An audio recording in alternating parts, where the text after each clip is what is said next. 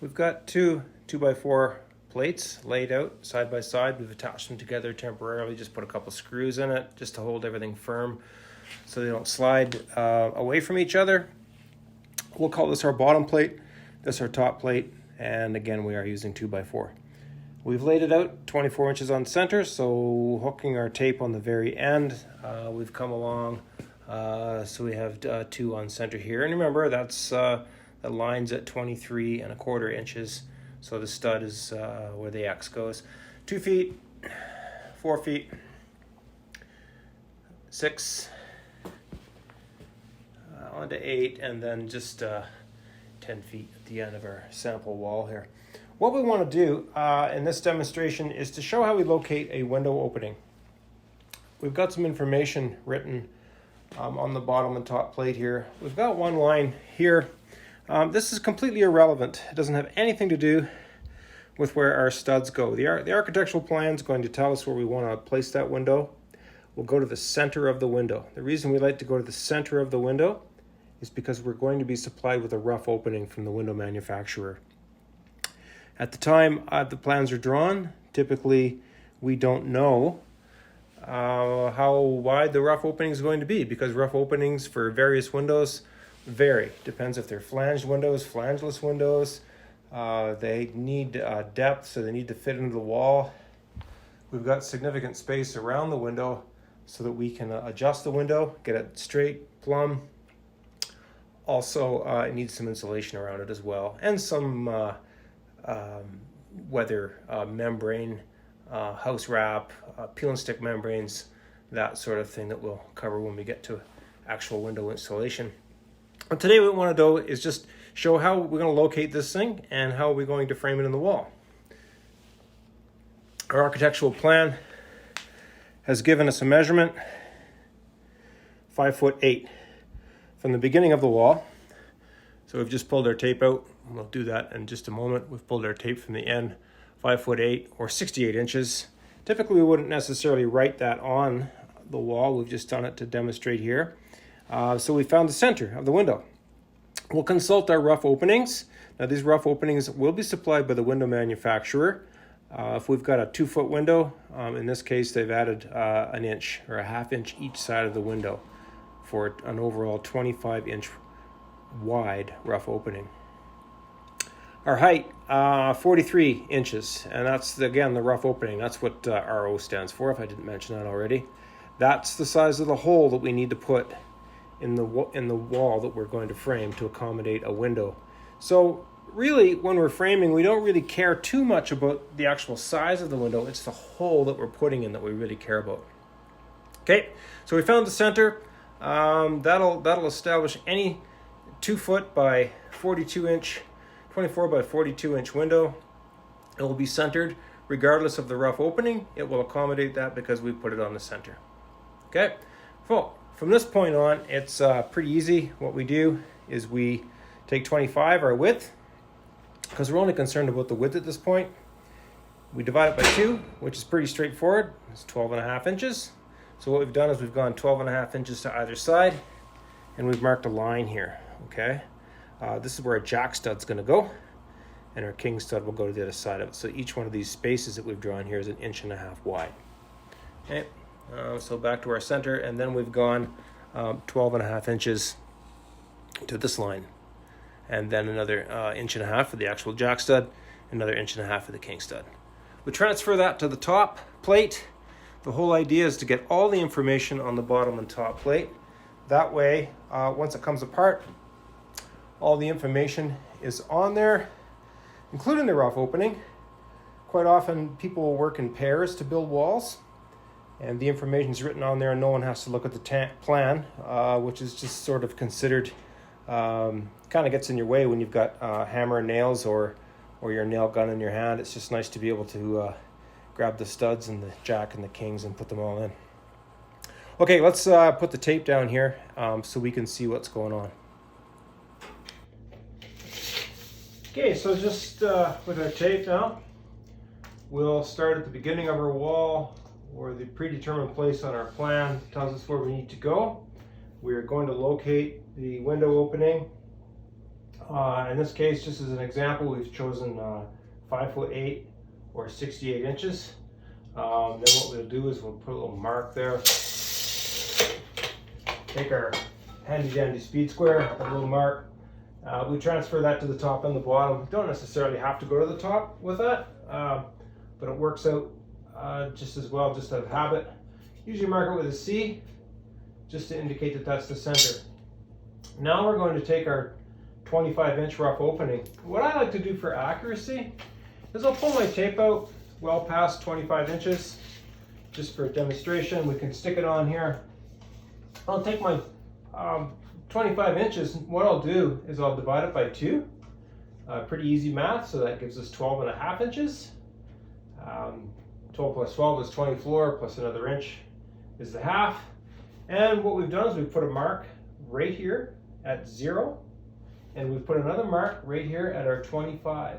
So what we're getting with one move of the tape measure, we're getting 12.5 here, 12.5 here, and the goal is to get to our 25-inch rough opening. It's just a little bit more accurate to only use your tape once at a time, one mark at a time. Just for any inaccuracy you get with your pencil, you just get a little bit crisper, sharper framing that way. So what we've done, we've taken our speed square on the 25 line and the 0 line. So the inside here will be our window. Notice that our stud from our 24 on center is still marked here. This is the one at 6 feet. We'll deal with that in a bit. You'll see what happens. But we mark it there just by default. It has nothing to do with where the window is or where the jack and the kings are. 2 independent complete scales. So what we'll do here, we'll just bring our speed square through like that. I like to mark it with a J for jack. Sometimes you can mark the top, sometimes I do, sometimes I don't. It's not necessary. The bottom is where we really need it. The king, however, is. The king runs all the way through to the top plate. Okay, so remember this is our top plate. We still have a cap plate to go. We'll put that on in a bit. And this is our bottom plate. Or sill plate, sole plate, base plate, all kinds of names. Also what we've done here, I've just taken any part of my tape and I've gone 9 to 12, so that means that's 3 inches. So 1.5 inches and 1.5 inches. That'll accept any dimensional lumber that we'd be using, 2x4, 2x6, 2x8, whatever it is. Same thing here, so we've gone out that far. Okay? So we've got everything on there. I like to write the rough opening on here. We'll see in a bit. That way when these plates split apart, we also look along the whole wall to see what else information might be required. Again, just for fun, if we want to look at that 2 foot on center, there's our 4 foot in the center. We subtract 4 1/4. The next one here is in the window opening, but that's okay. We have a way to deal with that. It's 6, subtract 3/4, half the thickness of the stud, 71 1/4, on to 8 feet, which is our magic 96, back to 95 1/4. And again, when we go to put sheathing on this wall, if we start at the beginning, we will get to where we want to be, and it will be just perfect halfway through. That way we don't have to cut it or anything like that, and we can start our new sheet.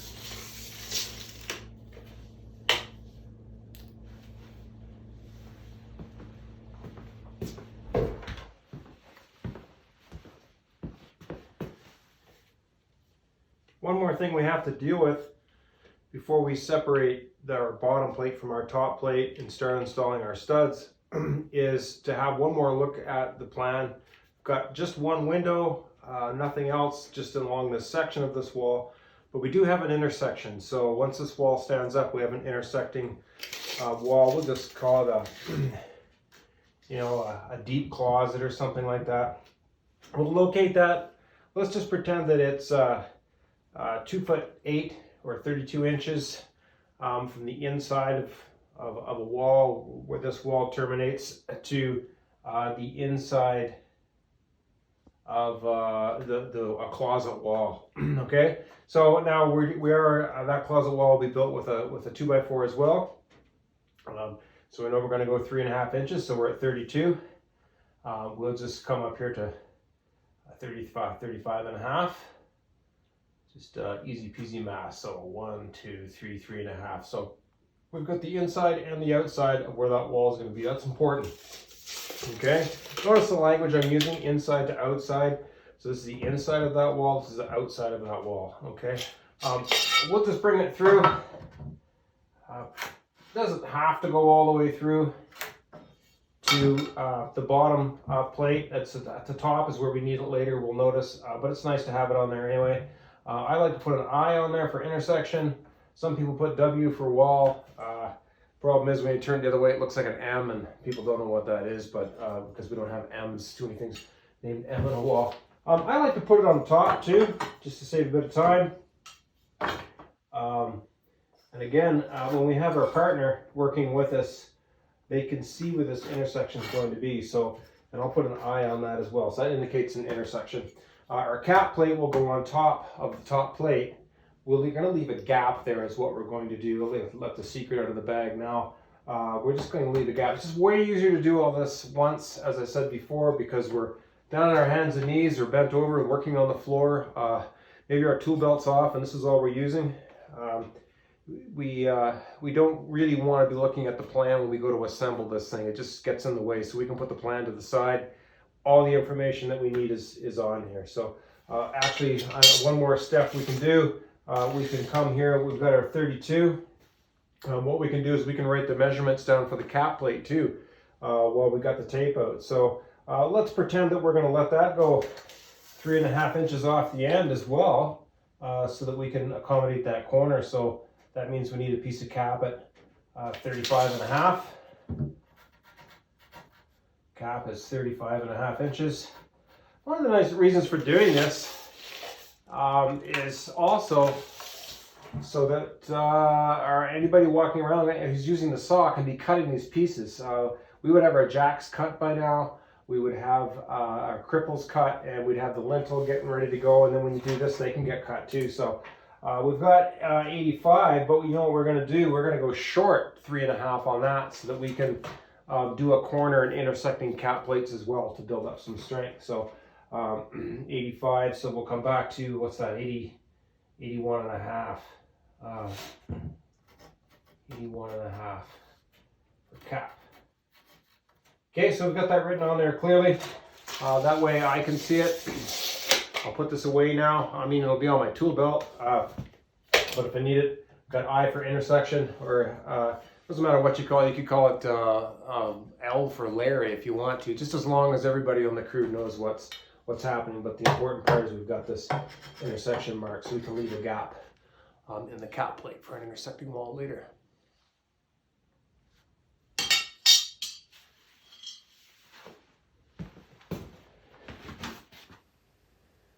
All right, so there's our wall framed. We separated the bottom plate from the top plate, put them approximately about 8 feet apart. Put our pre-cut wall studs in. They're 92 5/8, remember? So we've got them spaced at 24 inches on center here. There's nothing in this area, of course, because this is where our window opening is going to be. We'll get to that just in a second. And there's our other two joist bases. So we started here, 24 on center, so 23 1/4 to this side. Everybody knows that, right? So that's around center. 48 inches on center, and 6, and then 8, and then 10. So the 6-foot stud's not in place yet because we now need to do our window opening. Okay, so we've left this opening. It was clearly marked on our plates that we'd marked before, that we do have it coming up here. So there's our rough opening and our center and our jack and king marks on both sides of the opening. So we've just grabbed 2 regular studs, 92 5/8, and what we've done is we've done a little bit of math to get these jack studs cut. Okay, so there's one on each side. Best way to explain that is doing a little bit of math. All right, so we've got our handy dandy scrap pad here. A nice part about framing is always all kinds of cutoffs or scrap wood. We use them for note paper. So, and then it may end up being used somewhere. If not, maybe it fuels a fire or something. In any case, so we start off with a pre-cut wall. So we've got 92 5/8 All right. What we want to do, obviously the jack stud is going to be shorter. And what we're going to put on top of that is our lintel. Our lintel is comprised of a 2x10, which we know is 9¼ inches. Okay. Also, there is going to be a sill feature. We'll see that in a bit, which is 1.5 inches. All right. If we add 9¼ to 1.5 inches, that gives us 10¾ inches. Now, if this is a mystery to you, you can actually just use your tape measure and follow along on that. Works just as well. Another thing that you can do, twirl everybody around here. Another thing that you can do is you can get an app for your phone. I use them all the time for add and subtract and divide fractions all day long. They're available for free, lots of them, a little bit of advertising. So what we want to do is take 10¾ and subtract it from 92 5/8. So we have 92 5/8 as our pre-cut wall stud. We're going to subtract the thickness of our lintel because the elevation on this plan shows the windows going as tight up as we can to the top of the wall because they're only 8-foot walls. So if we subtract 10 3/4, and we should end up with 81 7/8 of an inch. That's how high we want to cut our jack studs. Okay, so we're just setting our jack height. One thing to note, and that's because we do know that wood is not always perfect, in particular the wide stuff. So sometimes 9¼ inch 2x10 may not be an inch and may not be a 9¼ Sometimes it swells if it's extremely wet. It can also get rather narrow. So usually it's a site-specific detail that you have to pay attention to make sure that you've got the right size. Sometimes it might cheat this a little bit, like 1/8 of an inch or even just a 1/16 to get a nice tight fit. And I'll explain that in a bit, what we mean by a nice tight fit. So that's how we arrive at our jack height, and we've cut those already on the saw, and we're all good to go.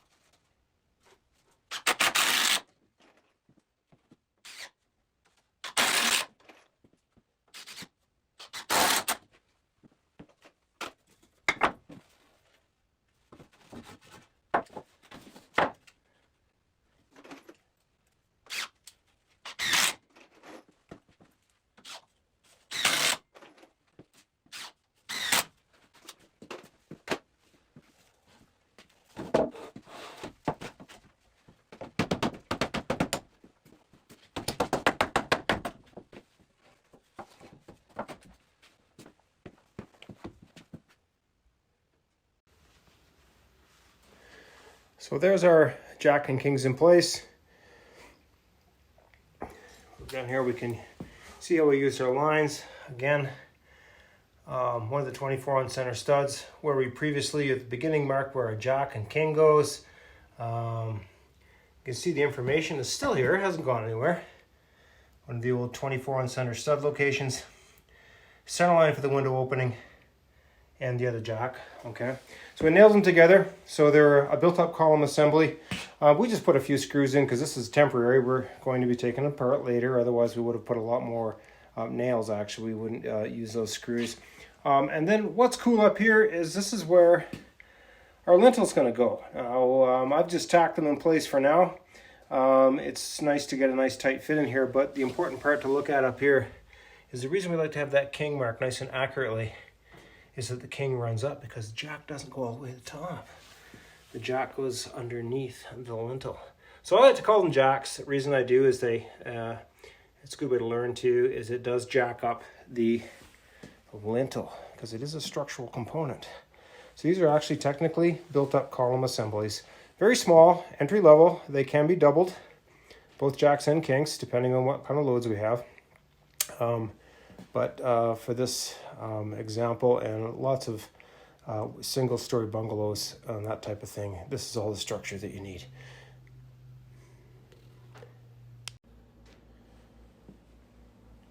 So our lintel opening is there. Now we remember the math we did before. We're 10 3/4 down from the underside of the top plate down at the top of our jack stud.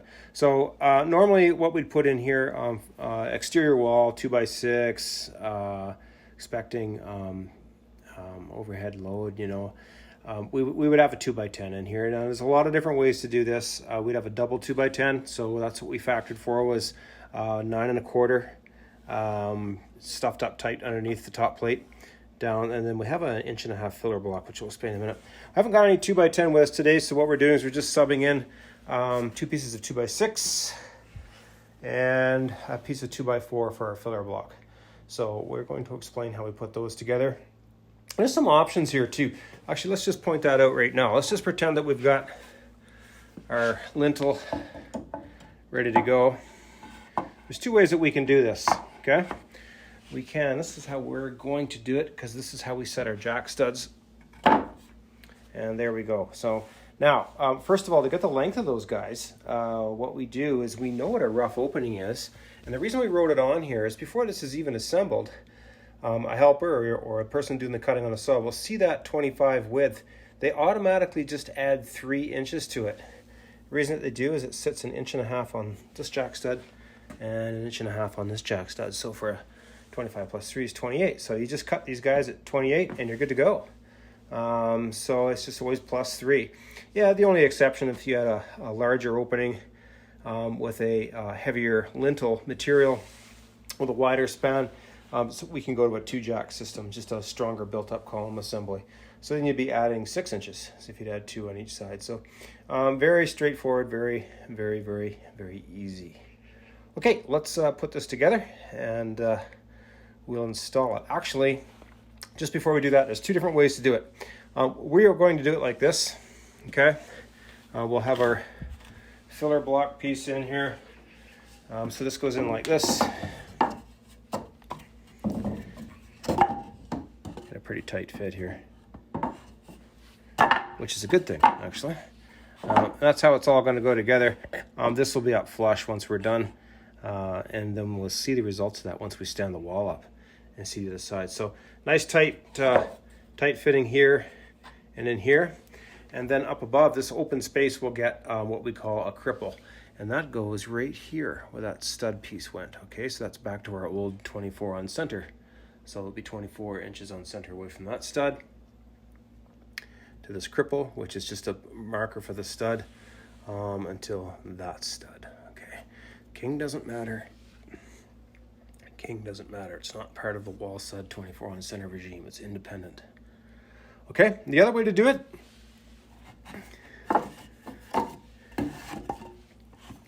and this is a good way to do it. We didn't set up. We had to do it one way. We couldn't do it both ways. Is to pack the header or the lintel right to the top. That way our structure's taken care of. The jacks could extend up to it if we wish, or we can put the filler block here. Okay, put a short piece in here, and then we'd have our cripple would be here, would be underneath this area, and then we'd have another short piece in here. Okay, that's almost a better way to do it sometimes, especially if the window opening changes. There's a lot of nails that go in to the lintel piece. With this being lower, if the window opening were to change, and they do sometimes, especially in custom homes, it's a lot easier to modify. So either way is fine. You'll see both methods. We haven't got our cripple cut there yet, but we will once we get it all put together.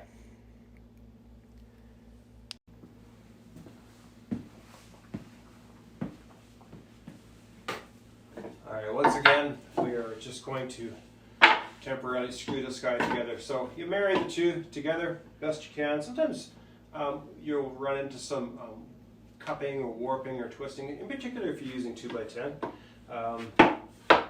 You want to sort of pair them up as best you can. The most important part is make sure that the ends are equal. Yeah, this is temporary, so we're just going to use some screws just so that we can take it apart later. And normally with 2x10, you'd have 3 rows of 3.5-inch nails, not screws, every 16 inches. Okay, we need to face these all the same way. I'm just going to tack it together with just 4 screws. Kind of short too. Now our filler block just goes right on the top. There's a bit of overhang here that we face this in. So you can see how it's kind of offset a little bit. That's only because the 2x6s in this case are 3 inches wide and our 2x4 is 3.5 inches wide, but so it's flush on the other side. So we'll just, same thing here, the pattern for this is every 16, or you just line them up with the other the screws that you see, or close to it, and we put 2 in so we hit both plies. So we've got, let's get another one down here.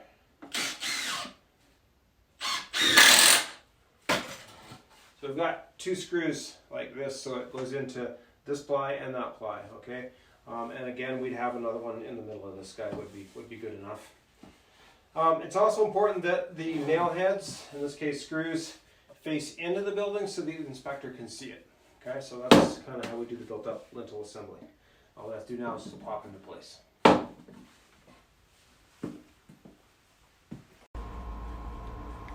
There we go.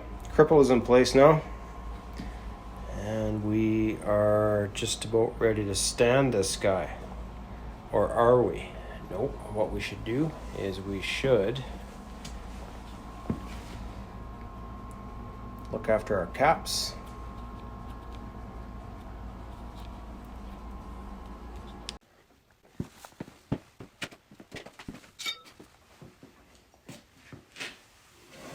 Now it's time to do the lower sill. All right, so from a rough opening right from the very beginning, again, got that from the window manufacturer. It looks like we're looking at 43. So that's going to be right underneath the lintel or the top of the jack. You can get your tape hooked on there, that works well. And here we are, just make a fine little mark. We'll use our speed square later. Same thing on the other side. Because we were really careful to cut our jacks the right height, this will be nice and level. It's all about trying to be as accurate and neat as you can. So I'll use our trusty speed square again.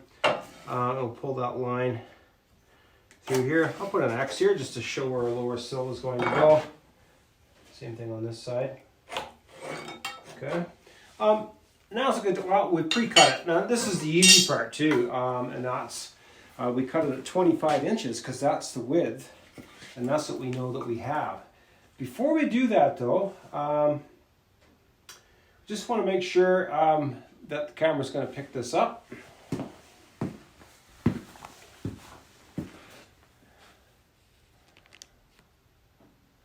There we go. The thing about this darn pandemic is you don't have a camera person. 25 inches, it should just fit right in here. It does. This is a nice trick, it just speeds things up as I can place that in there like so. And because I've got my old cripple mark, my old stud mark I should say, on the bottom plate, I can just quickly scribe that onto that piece so that when I bring it up here, as long as I don't flip it around, and I install it to my lower sill. So I've got my 43 inch opening in here. Yep.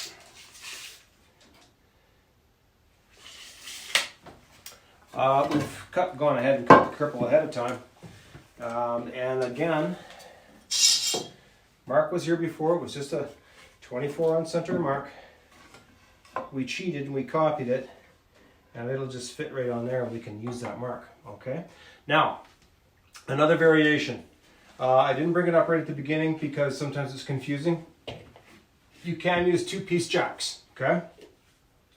There's very, very little weight on this window. Okay. I mean, the window on this lower sill. Yes, the wall assembly is load bearing. The lintel is actually deferring load down these built-up column assemblies on the jack studs. There's really not that much here. You'll see lots of old school framing where that stud will be there. They'll stick another one in here because they think it supports this. They'll stick another one over there because they think it supports it. It's really not necessary. All we're going to do is we'll drive a screw in here just for a show, but usually with a gun we can shoot a nail at an angle, and then again from the inside once it's stood up, once we run around and tidying things up, it's all you need. Okay. The window is nailed later on. Once it goes in all the way around, we'll see that down the road. The window in this case probably weighs, I don't know, 40 pounds, like 60 pounds tops. I mean, relatively speaking, that's nothing. So really, this is not really much of a load-bearing assembly at all. So you don't need all that extra lumber. And remember, when you put more wood in the wall, that's less room for insulation, okay? And there's some other properties there too we'll talk about another day. Anyway, so I'm just gonna button this up, and then we're almost off to the races here. We just have our cap plate left.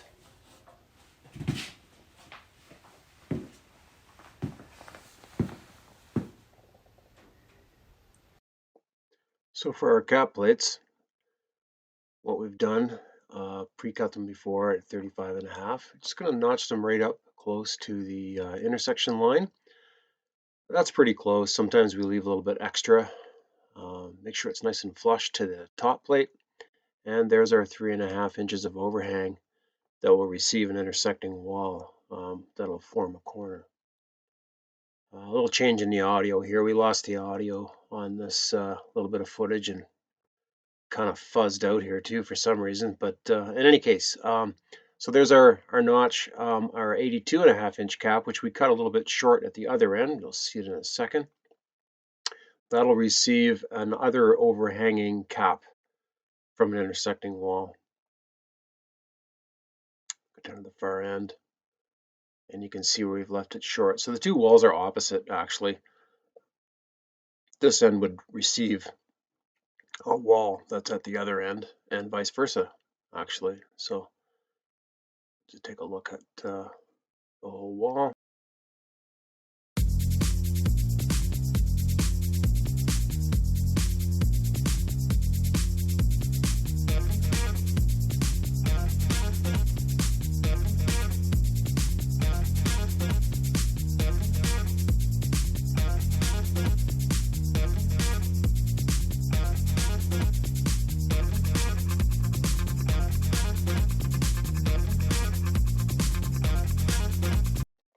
Here we are completed.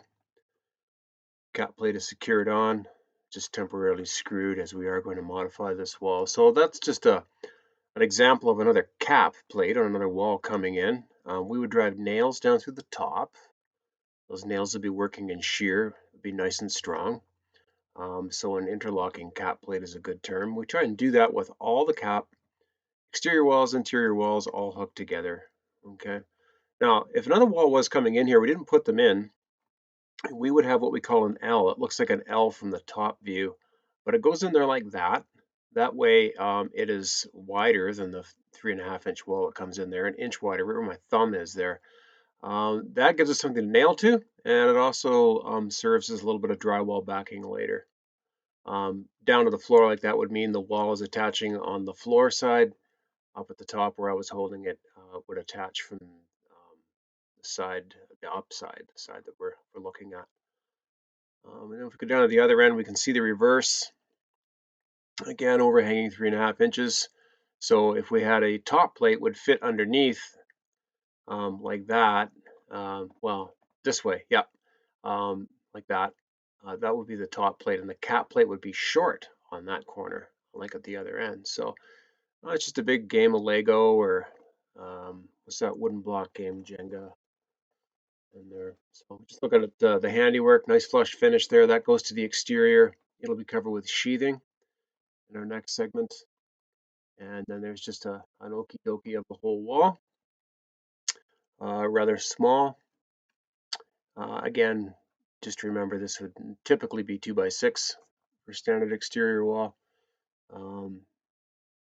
And with the point of this is just to show the 24 on center measurement. You can identify it in there. You'll see it goes along on the cripple, and the window doesn't interfere.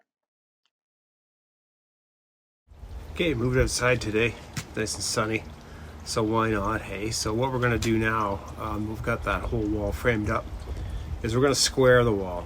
Okay, so what we have to do is we have to get square, so we're gonna do a diagonal measurement, excluding the cap plate, so just to the top plate, because remember those cap plates are different lengths. So set the camera up here so you should be able to see it. The measurement doesn't matter just as long as they're equal. So two diagonal measurements that are equal, what means that we have a rectangle or a square, whatever shape your wall is, not a parallelogram. So we're not interested in making parallelograms, okay? We can correct this by putting the sheathing on, but textbook style, really you should measure corner to corner. Should be quite fussy about it and quite precise. Sometimes you need to tack it down just to sort of hold it in place. Then you apply the sheathing. When you apply the sheathing, we use lots of nails, usually a pneumatic stapler as well. That will hold the whole thing square. That way when you stand it up, you've got a square wall and not a parallelogram. Super important.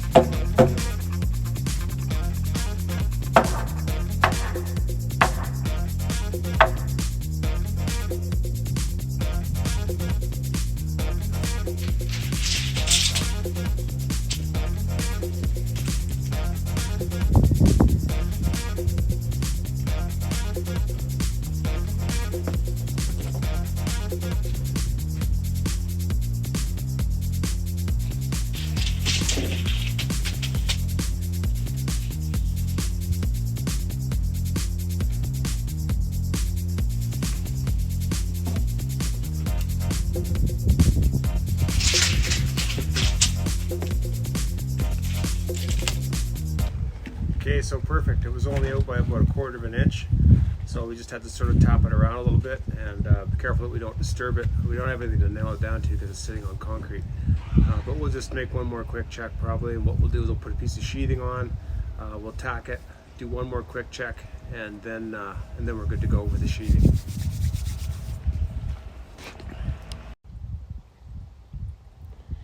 Okay, so we just got the sheet laid on here temporarily. Let's just review just a little bit here. So there's our 8-foot sheet. Starting at the beginning of the wall, we started our layout. You can see our studs along here. That one's actually a cripple right here. You can tell that it is because we can see our window opening up above. But if we come on back down here, Jack and King, don't worry about it. Whoa, look, there's our 8-foot mark. So we're halfway through the stud. That way we can just keep right on sheathing in this particular case, and we're off to the races. No cutting, no fuss, no muss, so just slam right on there. In this case, we're not going to do that. There's so many exceptions and so many rules. Because we've got our cap overhanging, if we were 2x6, of course, it'd be 5.5 inches. This is 3.5. So what we're going to do, because a wall would typically slide in here, this will become more evident. What we really need to do is we would hang this piece over by 3.5 inches. Almost 3.5. We're 3 7/16 there, but I can't hold the camera and move it. But you get the idea. We're not going to nail it there this time anyway, just for demonstration purposes. That's what we do. So our next wall would butt into this area. We can actually drive staples through the sheathing. It makes a stronger corner. It would be in line, if you will, with that cap plate just up there. All right, so let's go.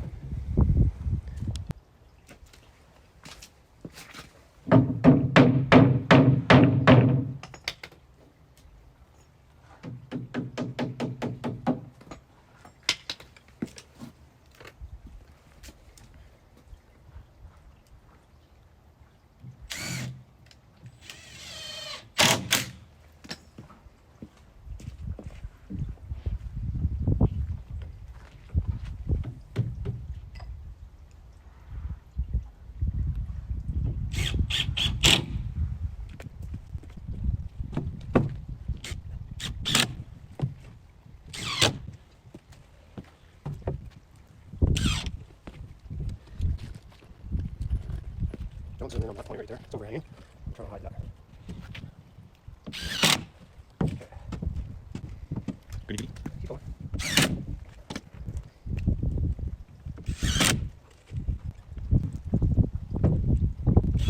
Zoom in on this part here, just so you can see this line.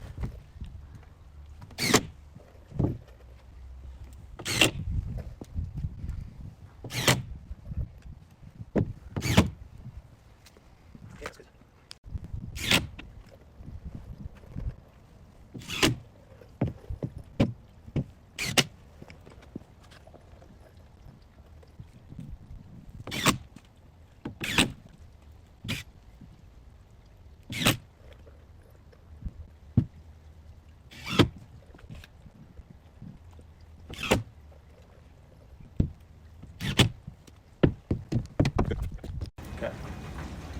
So here's our window opening frame. Okay, King, Jack, Jack, King, lower sill, upper sill or filler block, and then our lintel. Okay. We didn't cut the window out. We don't really need to. Normally you would cut that out ahead with a skill saw. Some people even use a chainsaw. I like using a router with a flush trim bit. We'll find a photo or some video of that so we can show it later on. Two alternatives. One is to bring the sill into the jack, so our jack is actually in two pieces. It's not really for structural reasons. It looks like it is, and it looks a little neater and stronger, and it is, but not required for that purpose. We use it to utilize waste is what I'm trying to say. So this could be a scrap piece just from here to here. This could be a scrap piece from here to here. As we're framing, we tend to generate a lot. That's just another variation. Another variation is to bring the jack all the way to the lintel, so the filler block would stop short, so it would be our 25 inches rather than 28 inches like this is. Either or is fine, okay? There's some argument about that sometimes, but either or is fine. And then remember, we've got our other alternative where the lintel could be all the way to the top, right underneath that top plate, and then these jacks would be taller anyway. And you could do the filler block would be down lower, okay, because we'd have a separate piece in there. There's a bunch of different ways you can do it. Here's our gap, so our wall can breathe. So we've got insulation in here. We'll have vapor barrier on this side. Vapor barrier is a kind of a bad word. It should be like a vapor retarder because it really just kind of slows down vapor from getting into the wall assembly. We need moisture to be able to escape. This is a minimum. It's code. If it were my house, I'd probably have another row of it up here as well, to let the moisture escape, because remember OSB doesn't breathe very well. Okay, so let's take a look. You can see our 24 on center studs, how they work. Okay, so they completely ignore the jacks and the kings. They're just there for the window opening or the door opening. So they're really just a placeholder. The cripple turns into a placeholder, I should say, for the drywall guys, so they can find that. For you, you're the sheathing person who sheathes the wall. So if you had a joint here, you're going to need that for sure. And then there's people that come after the fact too, and that's if you're applying stucco or siding or any kind of thing like that. You're counting on those studs being at 24 on center. You can't see them under the sheathing necessarily or the building paper. So you want to make sure that your nails are hitting these things. Okay, we don't want nails coming into the cavity. They don't hold the material, whatever you're attaching well. And also it causes some other issues as well. So there you have it. Here's our intersection. Okay, so we could join another wall from the inside of the house where we are. The only thing we're missing is some structure here to accept that wall. I recommend using 3 pieces of 2x4 in this case, or 2x6. It's called a ladder. So there'd be one piece here at 4 feet, another piece here at 6 feet, another piece here at 2 feet on this side of the wall. That way I can have continuous insulation in behind it as well. Old school, what they used to do is they'd put a couple of extra studs here on the wall, actually 3 of them. And it often wouldn't get insulated. You've also got more wood in the wall, less insulation, and it creates more thermal bridging too, is what we call that. We'll talk about that more later too. That gives us a nice solid connection on there as well. So there you have it.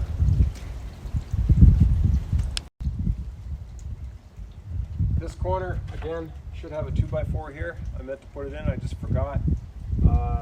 No real biggie.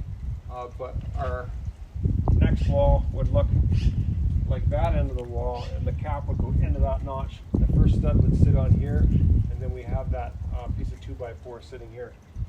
It protrudes into this wall. Again, we'll show that shortly.